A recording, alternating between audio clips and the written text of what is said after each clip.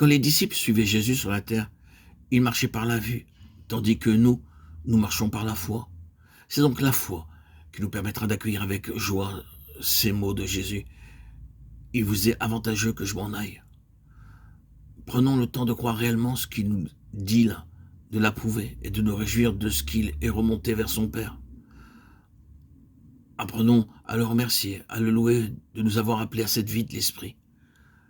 Croyons que par son départ, nous avons reçu l'Esprit et que par ce don de l'Esprit, notre Seigneur nous communique sa présence et nous assure avec des rapports très certains avec lui. Il se peut sans doute que nous ne comprenions pas encore comment cela se fera, parce que nous n'avons guère encore compté sur le don du Saint-Esprit. Mais c'est précisément lorsqu'il est impossible de comprendre que la foi doit croire et rendre grâce. Croyons donc avec certitude, avec joie que le Saint-Esprit, que Jésus lui-même, par l'Esprit, nous enseignera à discerner sa présence divine. Il nous enseignera. Il importe de ne pas se tromper sur le sens de ce mot. Ordinairement, nous associons le mot enseignement à celui de pensée, et par là nous attendons de l'Esprit qui nous suggère quelques aperçus de la manière dont Jésus réalisera sa présence avec nous et en nous.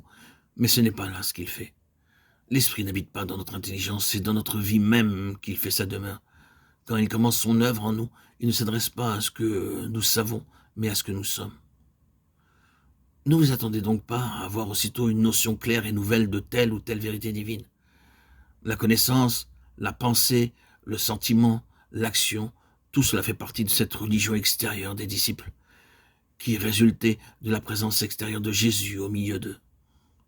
L'Esprit devait alors venir, et c'était au-delà de toutes ces facultés de l'âme.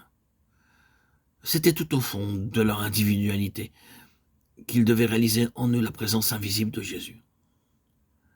Avec une force nouvelle, la vie divine devait devenir leur vie. Ce n'était donc pas par le moyen de la parole ou de la pensée que l'Esprit devait les enseigner. C'était en manifestant sa puissance, une puissance de vie qui travaillerait secrètement en eux, avec une divine énergie.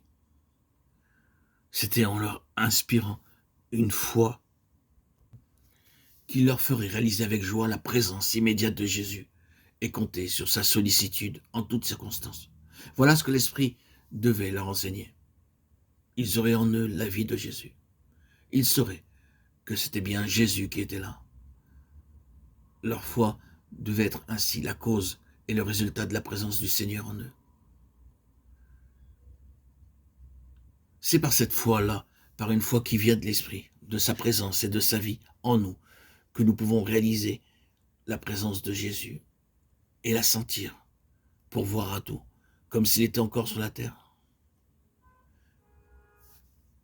Mais comment se fait-il donc que les croyants qui ont l'Esprit en eux n'éprouvent pas davantage sa puissance?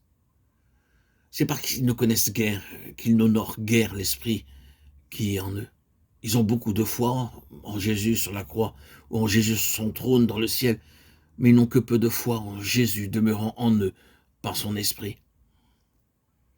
Ce qui leur manque encore, c'est de croire à l'accomplissement de cette promesse. Qui croit en moi, des fleuves d'eau vive couleront de lui. Jean 7, 38.